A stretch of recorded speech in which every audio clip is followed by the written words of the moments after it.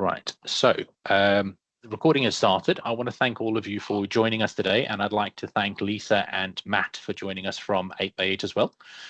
We're really excited about the 8x8 product. We've got many customers that are using it for the back office environment as well as the contact center. Many of our contact centers are taking on new channels and exploring different ways of communicating with their customers using voice, emails, social media, and that's growing as well. And we love the fact that 8x8 are bringing in new AI tools such as the intelligent customer assist. That's really helping to reduce the average handling time of agents. So yes, we are on a really exciting journey with 8x8 at this time. I'm just going to hand over to Lisa, who's going to share a little bit more about 8x8, and then Matt's going to take over and do the presentation itself. As there are only a couple of us, I'm going to leave the microphones turned on. So if you have any questions, please do stop Matt, ask him any questions, and we'll address those questions for you straight away. So over to you, please, Lisa. Thank you very much, Mark. Morning, everyone. Thank you for your time today. So I am one of our account managers at 8x8. I look after our top partners, of which NSL are one. And I'm accompanied by Matt, who's really the brains of the operation. So I'll try and keep the introduction a bit brief. Now, we are a little bit guilty at 8x8 in that we don't advertise the same way as perhaps the likes of Cisco do to consumer. So you might not be familiar with who we are and what we've done. But essentially, we like to connect people and organisations through seamless communications, and that's what we're really all about. You can see here that we've got some recognition. We were actually ranked #1 over the competition in terms of our integrated platform, which is bringing back office and contact centre together. Today, we're hopefully going to tell you why that's really important. We've had recognition from Gartner. We've been a leader in the voice quadrant for as long as it's run, which is the last 13 years. Recognition in the contact centre quadrant as well. And we really pride ourselves on our global footprint. So we've got over 59,000 customers, globally, which equates to over 3 million actual users in over 59 countries globally. So it really is a key strength of ours. And in terms of our research and development, we're constantly putting a big chunk of our cash back into that to make sure that all of our customers have the latest and greatest at their fingertips. The platform is evergreen, so you don't have to worry about huge upgrades moving forward. You know, whenever we have it available, NSL will make sure it's available to you guys as well. So now we're going to look at the sort of market that is actually shaping the strategy and what we are seeing from customers. We know that customers are won based on customer service, and they're lost on bad service as well. Customers' expectations have never been greater than they are today. We're finding that customers are less patient, more demanding, and according to a study by Metrigy, consumers will actually walk away just after 2 bad experiences. So you're really not getting much of an opportunity to make sure that they stay with you. And it could mean that you're losing them for life. So the challenge of stitching together customer experience across multiple channels is also real in the industry. And according to Gartner, nearly 3/4 of customer journeys are actually involving multiple channels. The most common transition we're seeing is between self-service and assisted channels, quite often through someone's website. And every time there's a transition, there's a risk of disconnection, and that could impact the customer satisfaction. So how can we help you knit that together? We're also seeing increasing complexity. So Gartner's forecast shows that the growth of online purchasing and digital engagement is expected to increase. Customer service interaction volumes by 16% in the next 3 years. They're also seeing that evolving customer preferences are shifting 10% more interactions towards self-service and digital channels in the next 2 years, which is obviously adding pressure on businesses to try and adapt quickly as the target generation is changing. Obviously, you're trying to meet customers where they are, and if they're demanding self-service, businesses are trying to accommodate that. And lastly, there's an AI hype overload, which I'm sure you're probably all feeling right now. Certainly, generative AI holds lots of potential, and Gartner is actually predicting by the end of this year, 80% of customer service and support orgs will adopt some form of it to help improve agent productivity and customer experience.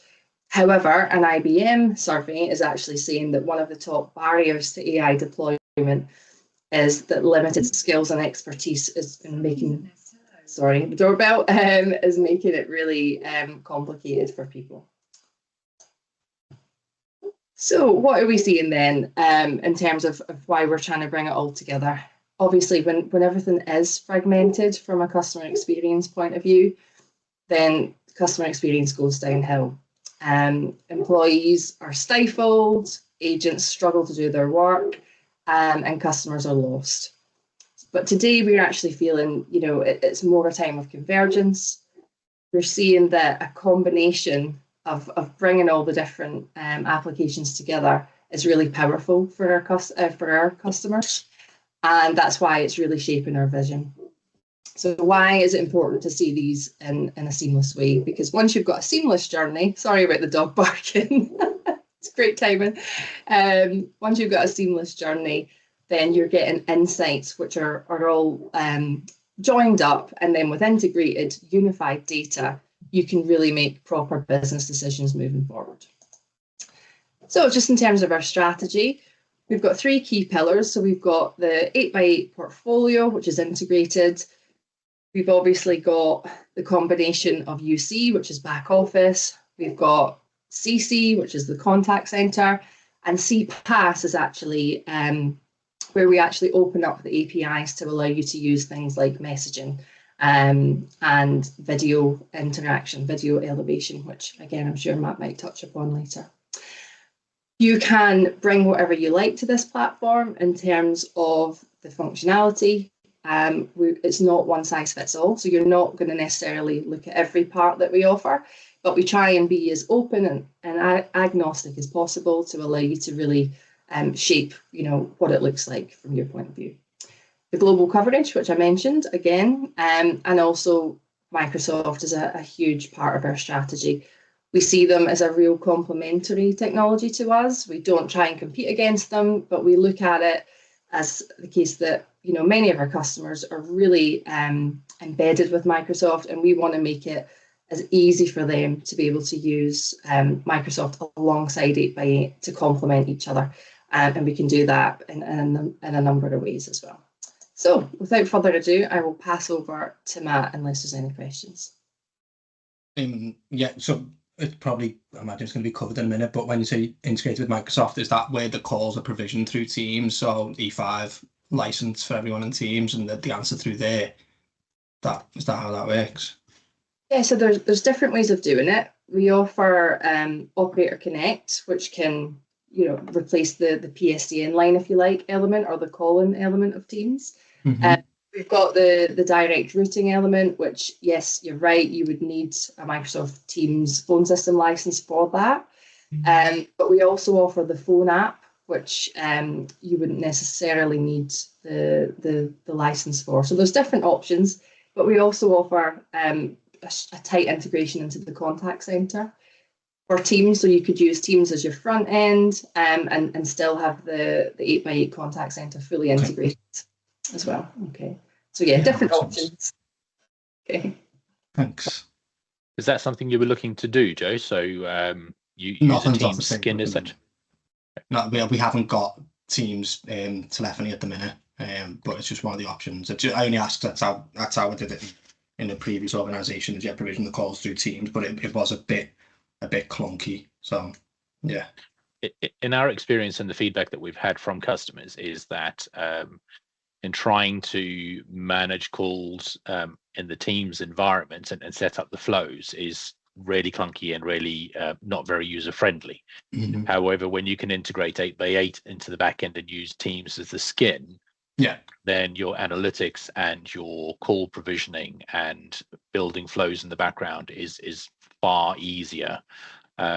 So yeah, that seems to be the preference of some businesses. Yeah. Okay. Brilliant. So I think it's over to you, Matt. Thank you. Mark, so let me start a screen share for you guys, and hopefully in a couple of seconds, you should be able to see my screen. Yep, can see that.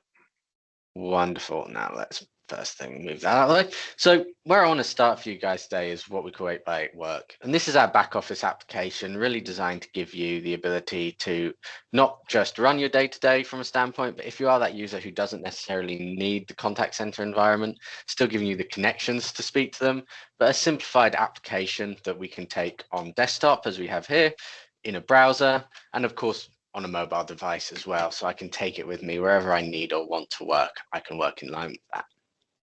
From a functionality standpoint, all my options run down the left-hand panel there, and that will be a theme that you see throughout the demonstration today.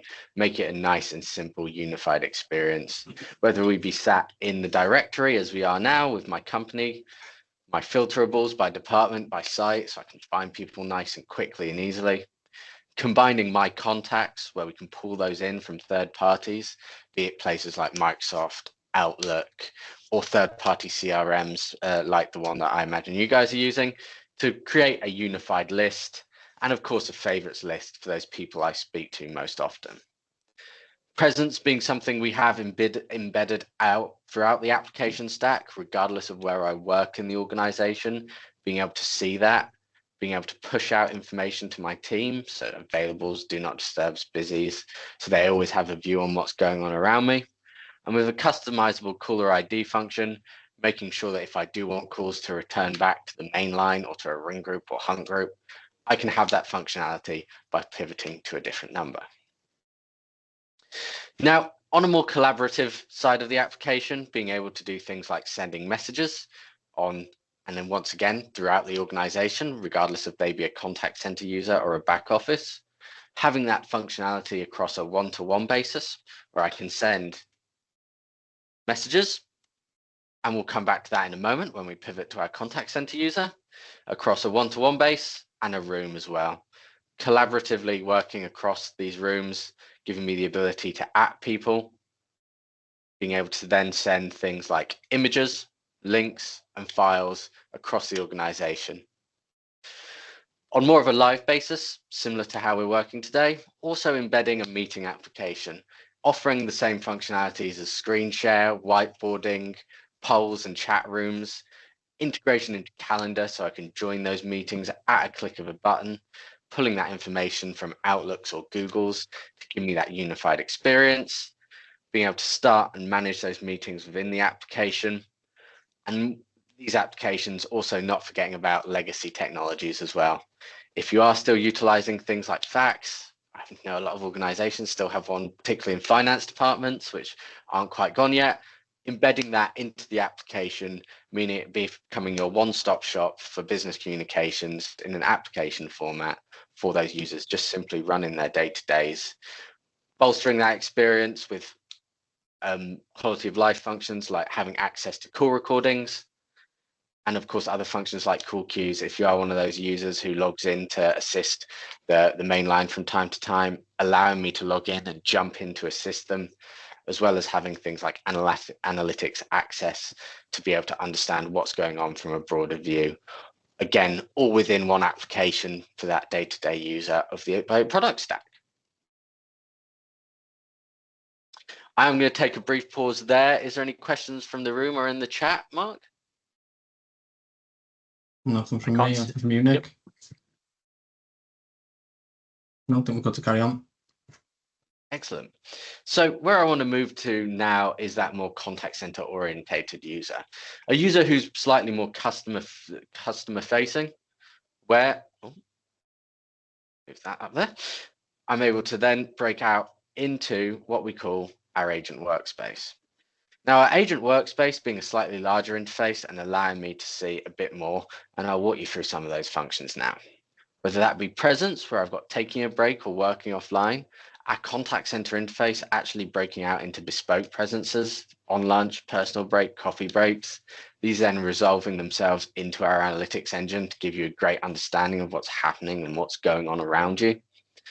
On the other side of that, being able to send out notifications, low, medium, high, great to keep everyone in the organization and in knowledge of what's going on. If you're seeing particularly high volumes of calls, allowing you to keep them in the loop, especially if you do have people working from home, as we do at the moment, or if you just don't feel like shouting across the office, making it nice and easy to keep everyone in the loop. As I work my way down, obviously being able to make those external phone calls and of course see what's coming in, whether that be on a voice standpoint, this particular user enabled to add and remove themselves from call queues, or whether it be basic analytic within here, how long people have been waiting, how many people have been waiting, and keeping an eye on those all important SLA. If you're needing to hit those times in a certain hit those call times in certain timeframes, allowing you to have that insight all the time within the analytics within the agent workspace. Now, on my main pane, I have a directory where, again, integrated presence, messaging and calling, as well as we'll see in a minute, a screen pop, which we can hook into other CRMs to give you an insight into who's calling in and the information presented.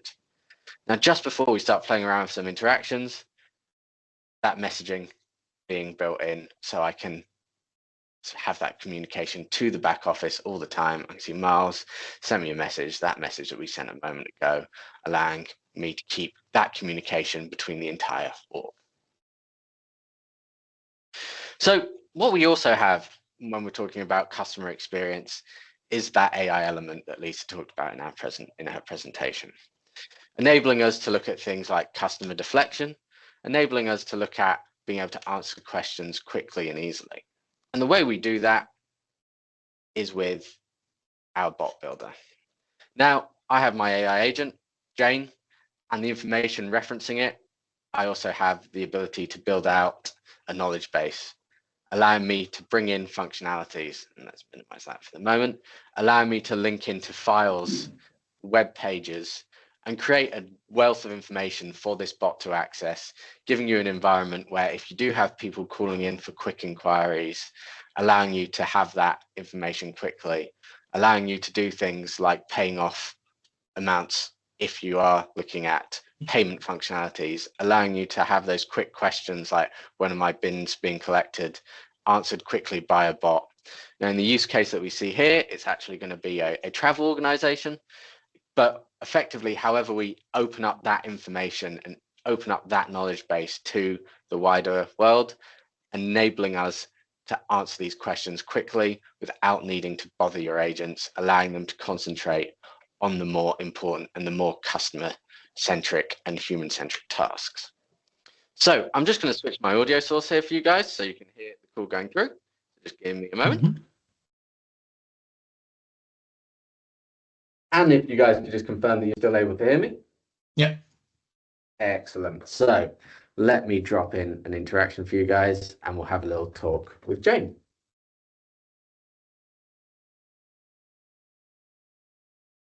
Hello, I'm Jane, your AI-powered assistant. How can I assist you today? Hi, Jane. I'm looking at doing some traveling to the US. Do you have any information on what documentation I need?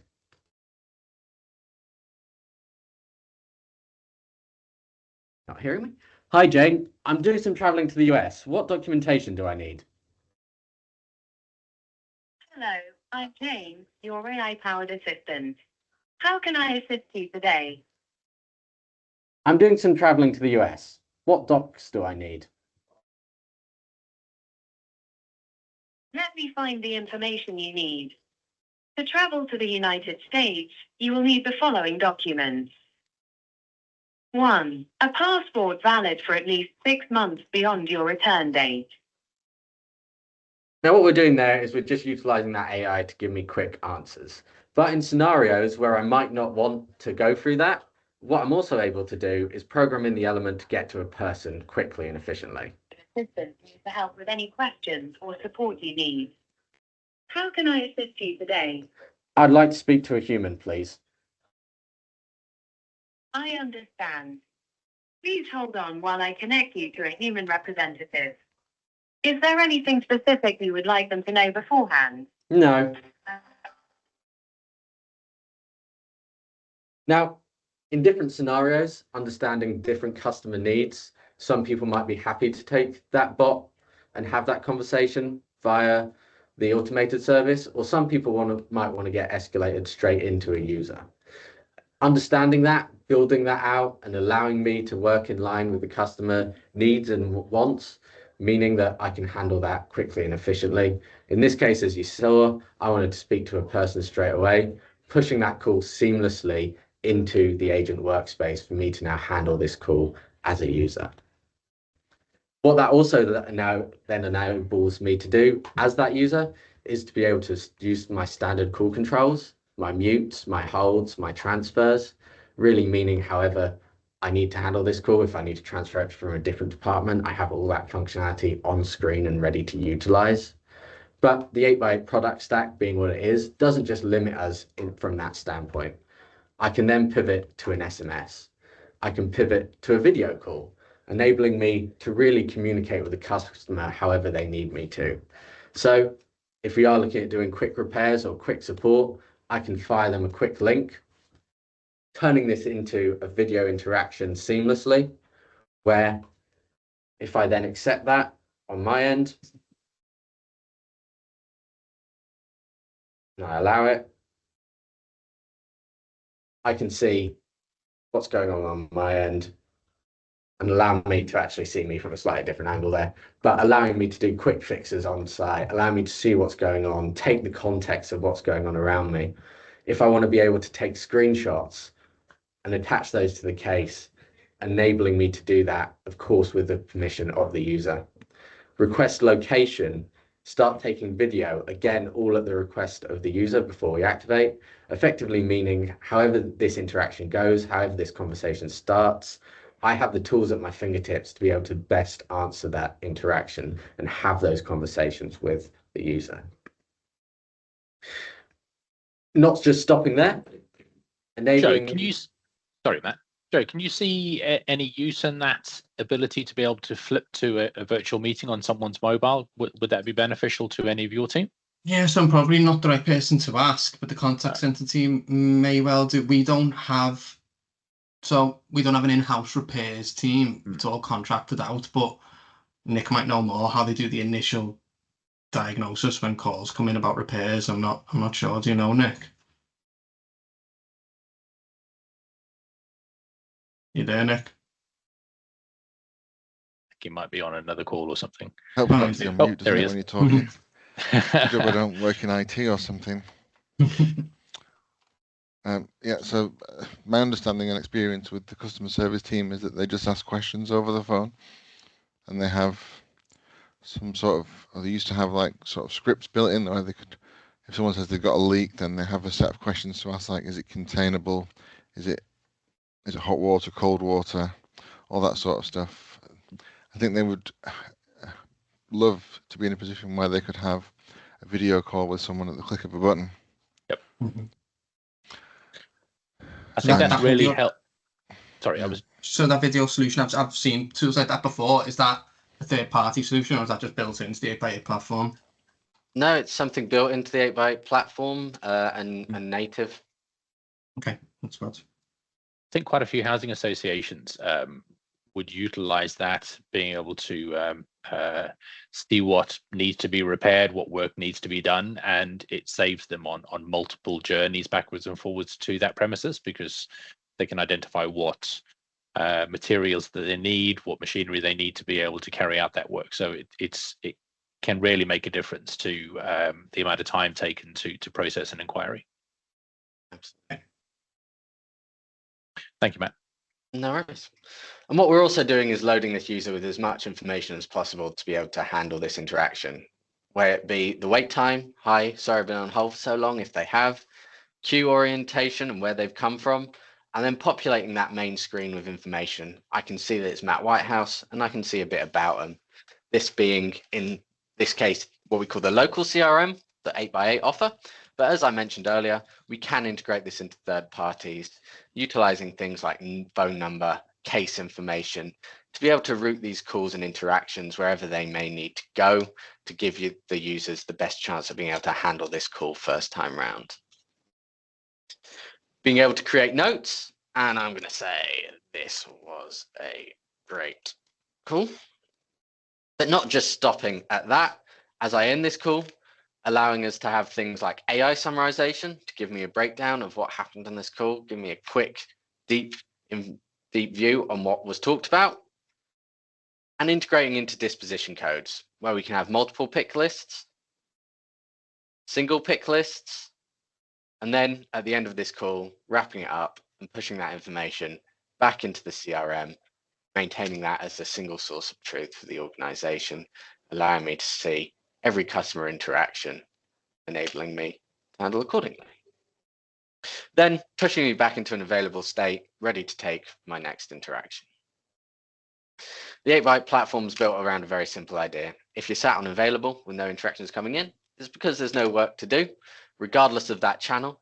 So if it be something like a chat that we can enable to come through in just a basic form standpoint, requesting callbacks to be able to add your phone number and your name and have someone call you back at a later time or date, co-browsing functionality, enabling us to actually help and start coaching people through the website, and being able to plug that bot in as well when we initiate these conversations, giving me that very similar look and feel as we saw before, offering multi-language functions through chat and also voice when we talk about the bot, enabling us to have that instant connection with the user in this case, that interaction then being pushed through, giving me context, like where they were on the website when they initiated this conversation and the data that we had accordingly,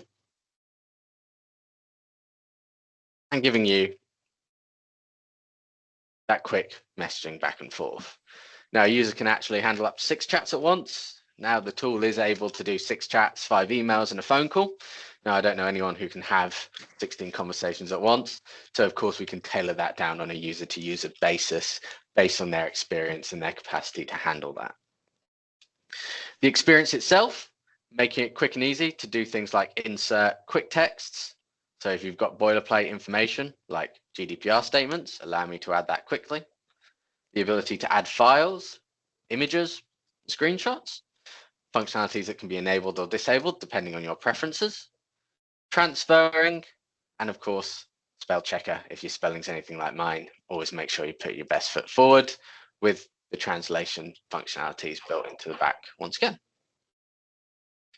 And really what we've done is unified that experience and that feel. So however I'm working, I'm sat in the same agent workspace, allowing me to handle those interactions however they come. In this case, a chat, but as you saw earlier, that same look and feel across a voiced interaction as well. Now, what I'd also like to touch on for you guys is a slightly alternative view. And this view is what we call the supervisor workspace.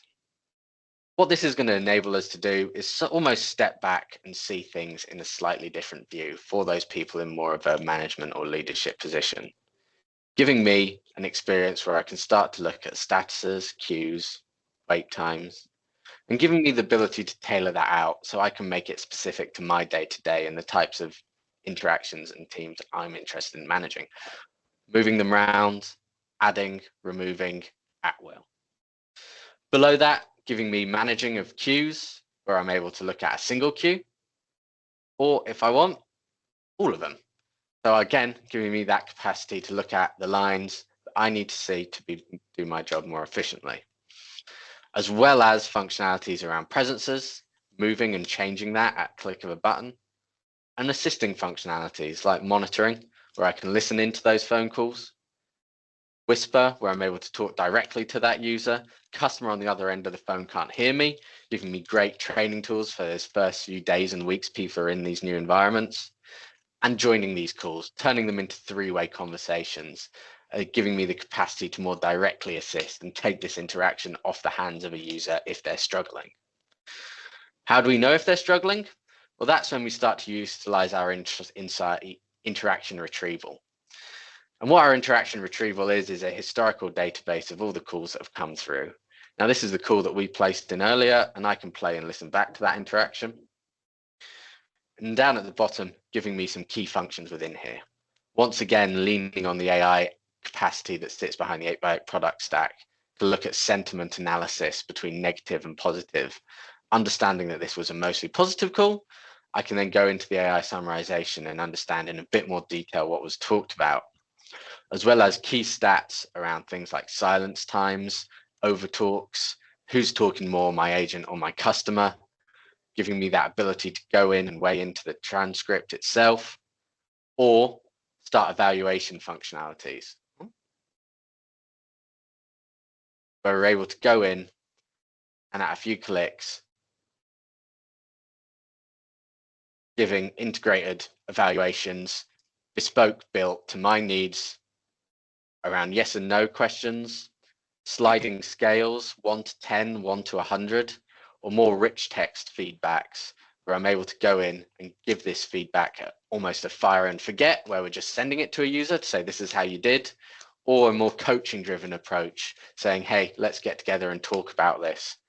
Still being able to access that timeline, giving me insights into the positive and negative, and giving me the ability to at key players. So if I know Ben Smith's got a great ear for a call recording, I can at him and say, do you mind listening to this?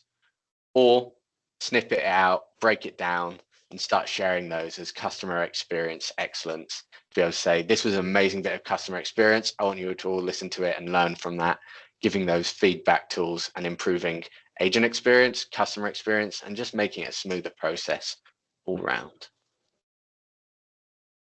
And the third spoke to the wheel when we talk about our supervisor workspace. So we look at what's going on right now, what's happened historically from an agent side, and with our post-call survey element, third spoke being how did our customers feel about that, giving me a complete view and insight and understanding on the entire customer journey in one snapshot view. Now, where does all this data come from? That comes from our analytics for contact center. What our analytics for contact center can do is it can give you a broader view and a more customizable approach to understanding the customer and understanding the needs of the org. Whether it be building bespoke wallboards, allowing me to have greens, yellows, reds, custom thresholds, once again, built in to display on wallboards around the office, change the size and customization of these, change the information being displayed, change the metric. I won't read them all out, I'll go blue in the face, but as you can see, an extensive list for everything you'd need from accepted, rejected, abandon rates, as well as capacities to go in and start looking at these from more of a graph or historical driven format with heat maps, with bar graphs, with bar charts, the raw data itself, really enabling me to display this information however makes most sense to me and however I need to push things forward, driving both right now and truly historical reports, keeping the metadata for years at a time to enable you to start looking at forecasting driven reports with all data, understanding that you don't need to look at every line. So the customization enabling me to look at the key lines of information that are going to impact me. Once again, from that abandon rates accepted, agents, both current and deleted, medias, so I can concentrate on the area of the organization that I need to for on a report by report basis. Then saving those, having them as my custom reports, and at any point being able to break out into these, understand what's happening on a graphical format, on a number format, line by line, as well as the capacity to download these if I want to put them in pivot tables to play around with. Schedule them so you don't have to come into the tool, just have them dropped into your inbox on a daily, weekly, or monthly basis, meaning that you've got that simplicity and just on a Friday afternoon, is everything ticking along? Yep, great, file it away for next week. Or if you want to go a bit more techie and a bit more into the weeds, utilizing the API that sits behind this, pulling out that data, using it, utilizing other tools like Power BIs or CRMs to marry up that information and that data, enabling you to get a complete view. Not just looking at agent performance, but also looking at customer experience. Our analytics for contact center give us what we call script paths as well, enabling us to see things like what options are being pressed most in the OVR, what numbers are being dialed most frequently, and giving us red lines and insights to where people are hanging up before they're speaking to anyone. we missed 3 calls yesterday. Let's go in, let's find those 3 calls, let's call them back and find out what they wanted. Or breaking that down further to the actual customer experience itself, diving into the interactions, seeing what we call the cradle to grave report on that call. What time did they call? Were we open? What messages did they listen to? How did that call go? Was it transferred at any point? Who hung up?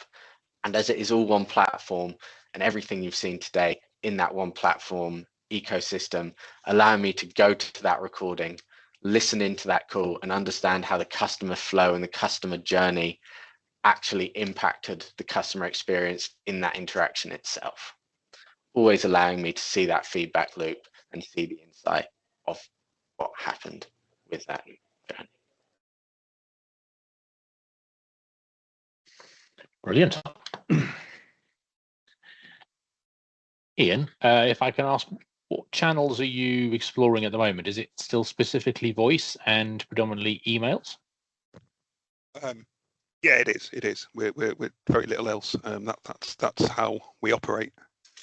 Yeah, there'll be a little bit of development on the sort of self-service side of things, but that's sort of via our CRM, which will have its own dedicated app that will allow customers to self-service certain aspects. But yeah, predominantly it's voice. Brilliant, thank you. Every email generates a voice call, basically. So it's that's how we operate. Could you, because Matt, I'm right in saying, because we've got some customers that are routing emails in through the contact center environment, and they're able to queue those, but in using specific filters, those emails can automatically go into different queues based on which email addresses it's being sent to, which email address it's coming from, the Exactly title, right, Mark. but also, but like leave. I'm going to stop talking so you can carry on now. You're absolutely right there, Mark. Enabling us to do things like keyword routing. So is this email regarding a repair? Great. Is the word repair in it? I'm building out a lexicon that goes along with that and pushing those to the team and the queue that are relevant to that, enabling us to sort of drop those into hoppers based on what team they need to go to. Fantastic, thank you.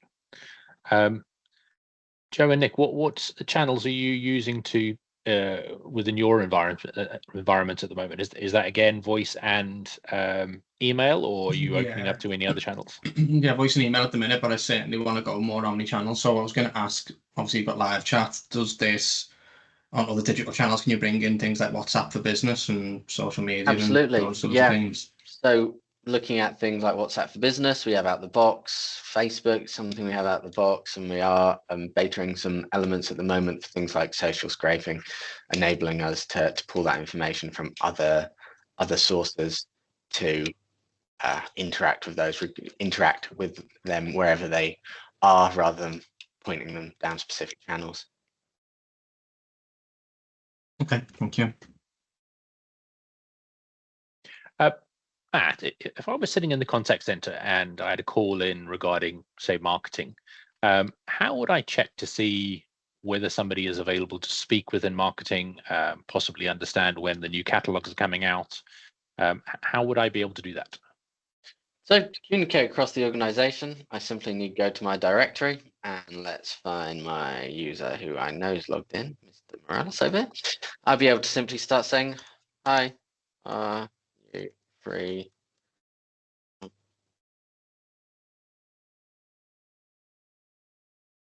And then simply sending that message through. And as we saw earlier,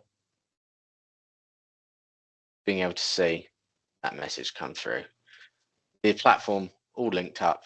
I can see presence, I can exchange messages, exchange files. So if it was a new catalog, I could even send it back to him as an attachment, or I could jump in to this call to assist.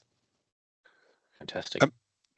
So how does that work between the different sort of flavors of 8x8? Can that, if somebody's on the more basic platform? Yeah, I mean, an example there, as we just saw, is a user on the more basic side where I can just share that information back and forth. What's that?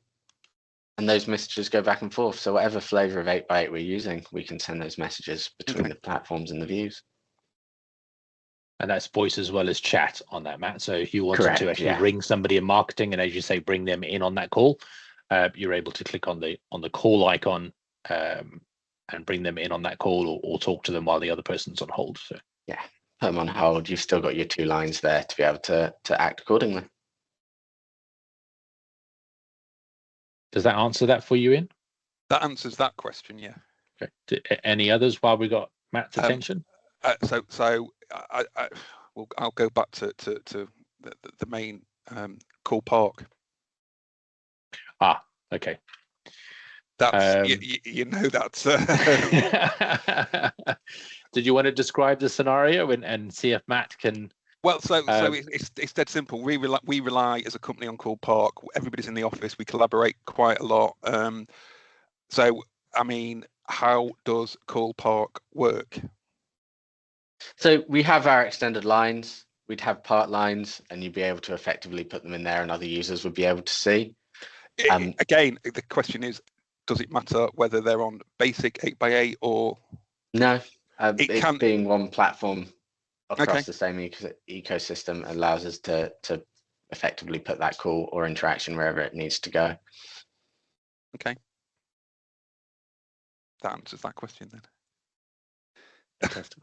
There's Call Park when you want to send a call to another team, but you don't want to put them on hold, or Yeah, we don't. That's how we're on a Avaya at the moment, and that's how it works.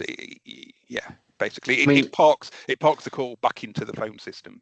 Yeah, there's other ways to do it as well. I mean, what a consideration might be, set up a ring group or a call queue for that function to pass them through.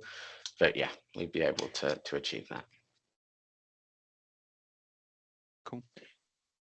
Matt, just going back to the AI agent that you were demonstrating there, some of the use cases that we've seen is validation, verification of callers prior to actually putting them in touch with an agent, and capturing that data. So their name, email address, what it is they're calling about, whether it's a show or a destination that they're looking at traveling to.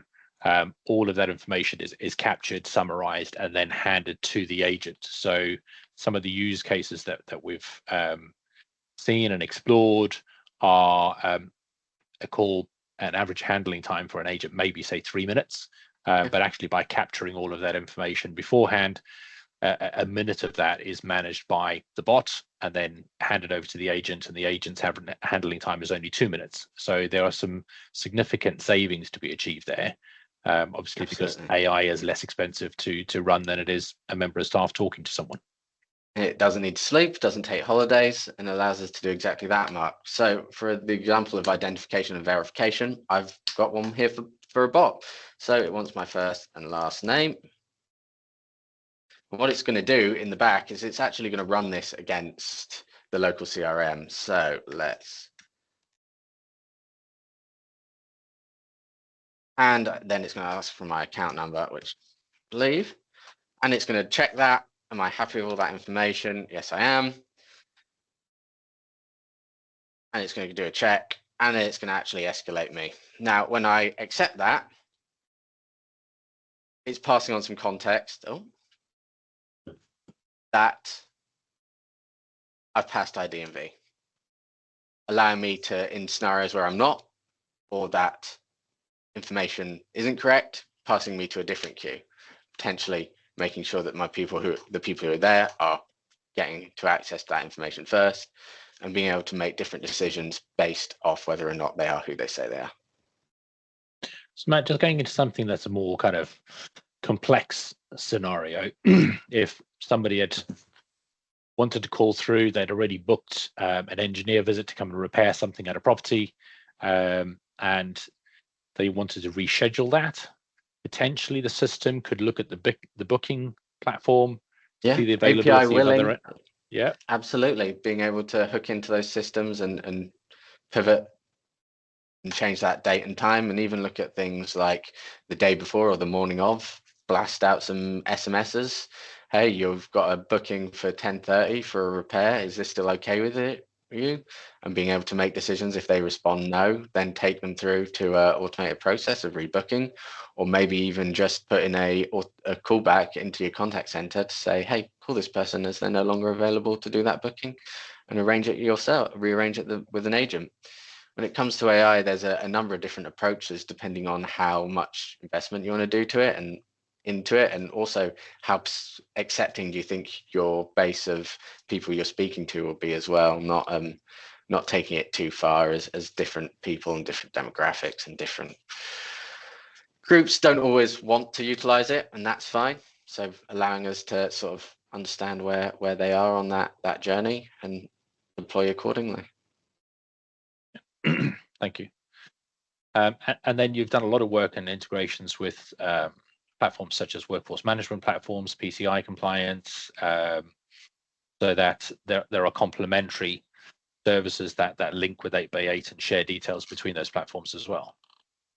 Absolutely, yeah. For workforce management, for PCI compliance, we work with a company called PCI Pal to bring that secure pay integration, enabling you to take payments over the DTMF rather than needing to expose yourself to those details. We work with a couple of different workforce management providers throughout what we call our TPES program, effectively bringing in best of breed products to complement the 8x8 product stack, be it from an AI standpoint or be it from a security standpoint, enabling us to sort of offer the entire suite. I was going to ask about that would be one question I had around integrated payment line or automated payment line. So you have a partner that you work with for that? Yeah. Yeah, and that enables us to do it through automated IVR, that enables us to do it through agent assist, and then also doing things like sending email and SMS payment links. So, again, with that idea of how the customer wants to work, being in line with that. Yeah, so I was going to say a lot of our customers might then want to just speak to somebody and pay over the phone, but you've got the PCI compliance piece around it. Okay, that's fine. Is there anything that Matt hasn't shared with you today that you would like to see?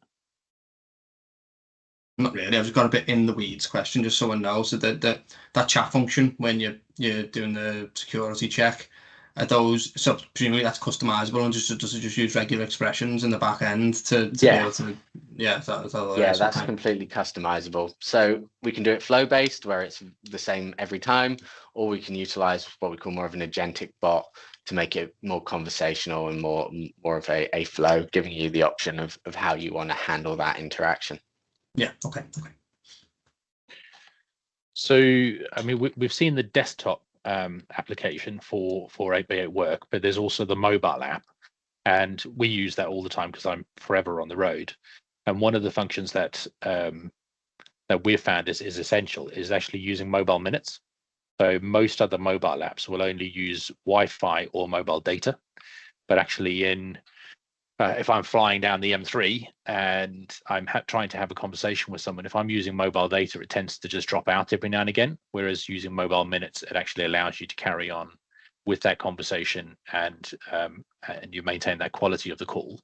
And the where was going to, and the other side was flipping a call. So if I am out in the car and I've arrived at the office, it's literally press one button and it transitions that call from the mobile to the desktop application, and then vice versa as well. If I'm having a chat with Matt and I need to get in the car, then I can flip that call to my mobile in one button, jump in the car, hands free, and carry on that conversation whilst I'm on my way. So everything that's on the desktop application, you can see on the mobile app. So whether it's the IM, call histories, and some of the supervisor analytics as well is on the mobile app. So Ian, I think some of your team work from home as well as the office? Yeah, a few of them do, yeah. And it's got a few people out on the road as well. Joe and Nick, have you got people working from home as well as the office, or are you predominantly office-based now? No, we have a mix. Yeah, we have people working from home, but not really people on the roads that will be taking calls, I wouldn't imagine. But yeah, definitely a mix of office and home. Brilliant. Well, I can see that we're coming towards the end of the time for the webinar. Is there anything else you would like either Lisa or Matt to cover? Have you still got support for desk phones? Absolutely. Like IP handsets? We have a suite of IP handsets that we can support. One of our use cases that we have, sorry to cut into you, is we've got, well, I guess we've got 3 types of office, maybe 4. We've got back offices where there are like hot desk type people. So someone will have an extension number and a PIN, they can log into the phone, make calls. We don't really touch on the UC much at all for those users. And then we've got other buildings where you might have 3 phones, but you'll have 7 or 8 people on shift at any one time, and they'll just take calls from members of the public or other stakeholders in the supported housing service that we have. Yep. So they wouldn't really need, they might even not need voicemail in some instances or presence, but yeah, I was just going to say, sorry, Go on, Lisa. Mark. I'm just going to say, absolutely, it's designed to be, as customized to the persona level. So everybody can have their own way of working. That might be a handset, as you say, it might be the mobile client.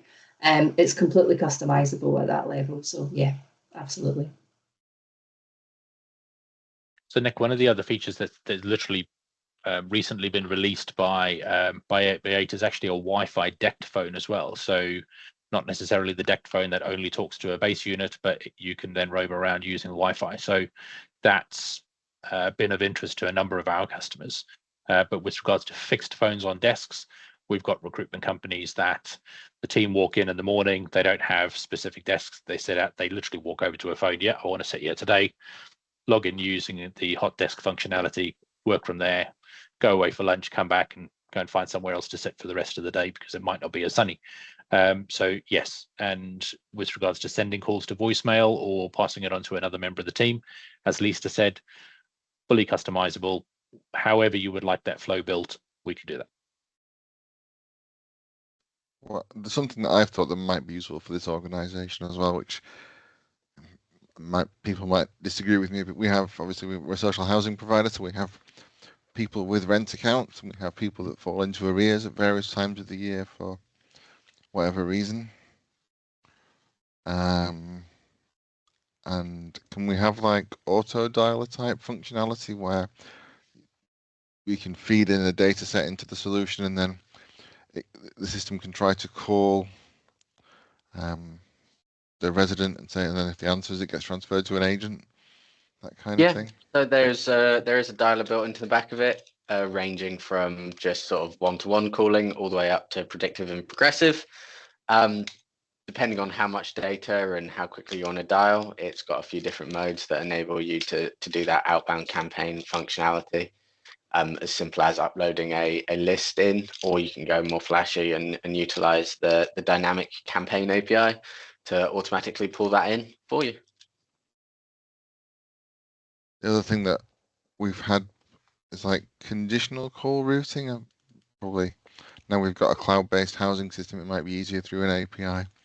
For example, if the resident wants to speak to somebody about a repair, but they've got more than X amount of thousands of pounds, X amount of arrears, do we automatically send them through to a rent account person first before we let them go through to the repair person, that kind of thing? Yeah, I mean, with some of the intelligent customer routing, as long as that information is referenceable and we tell the bot or the IVR to look at that field when deciding where to route, it's absolutely something that's possible. We just need that to be referenced somewhere in the CRM field that we can say, hey, check this before you do any other routing. And if it is sort of, yes, they need to talk to someone in finance, making sure they get pointed in that direction before the broader conversation.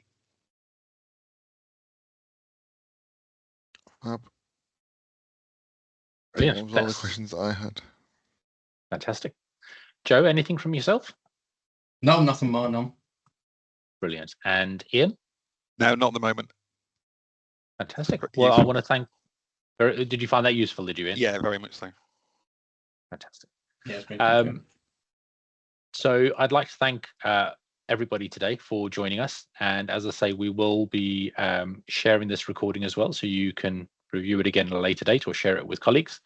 So yes, once again, thank you. And our next webinar that we're doing is actually on workforce management next month. So we'll share some details about that as well. So if you'd like to join us for that, please do.